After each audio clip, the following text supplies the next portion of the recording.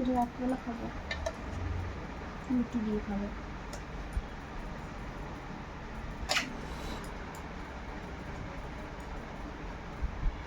এখন তাহলে কি দেখাবো?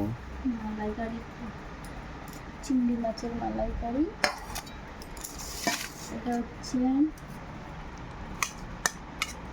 তো খাচ্ছিস কেন? লাউ, চিংড়ি মাছ দিয়ে লাউয়ের তরকারি। আর এখানে হচ্ছে চিংড়ি মাছের মালাইকারি। আর এখানে হচ্ছে পালং শাক সেদ্ধ। এখানে হচ্ছে আমের চাটনি। আর স্যালাড হচ্ছে পেঁয়াজ আর লেবু। আর আমরা ভাবতে পারি আজকে প্রচুর জলের সমস্যা হয়েছে, জল নেই।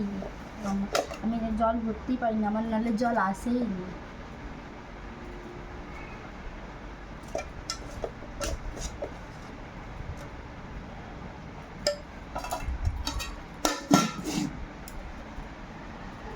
চলো খাওয়া দাওয়া করে নিই, টাটা।